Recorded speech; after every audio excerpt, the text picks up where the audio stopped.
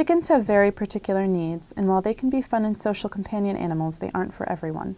Many towns do not have the zoning necessary for chicken ownership, so it's important to do research into any restrictions if you're considering acquiring one of these birds.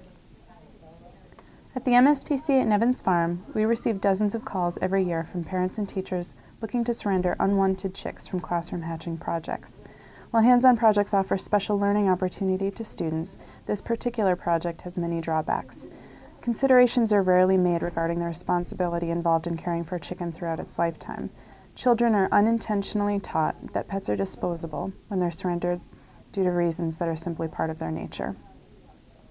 The MSPCA is happy to pair with local schools and educators to develop enriching and humane lessons in lieu of chicken hatching. There are some great videos of chick hatching that are perfectly good substitutes for the live project. We also encourage lessons and projects that are focused around observing animals in their own natural environment, such as bird watching or studying ecosystems and tide pools. Removing an animal from its natural environment and observing it in an artificial environment de-emphasizes how important it is for that animal to be able to provide for itself. We want children to learn to value and respect wildlife, including insects, from a distance. I'm Jen Dupra. I am one of the humane educators here at the MSPCA at Nevins Farm. This is Marcia, and Marcia came to us about 4 or 5 months ago. She was surrendered to us, and she's actually a hen, but we weren't sure if she was going to be a hen or a rooster until recently, and now we know from the shape of her tail feathers that she's a hen. So for a while she was either Marcia or Marshall. But Marcia's a really neat bird. She's been really well socialized with people, but unfortunately she hasn't been very well socialized with birds.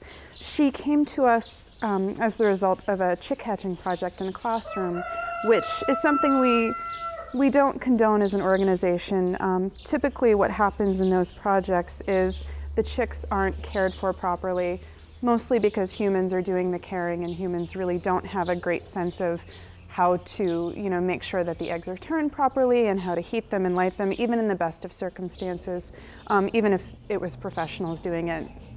Most of the time it's not professionals, it's kindergarten school teachers who really don't have the resources or knowledge that they should have to be doing that.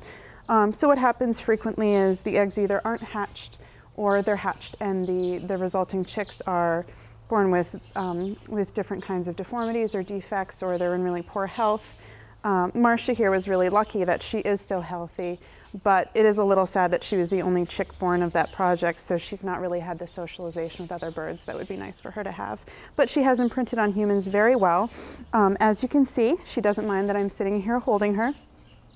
And she's definitely a great example of, how chickens can be good pets. They're really not for everybody. You really have to have the right sort of housing and setup for them, but the nice thing about Nevins Farm is that, we do put a lot of research into finding good homes for animals like this. And that's another thing to be thinking about with those chick hatching projects, is that these guys can live to be, 10 years old, and you have to sort of think about what you're going to do with them after they hatch.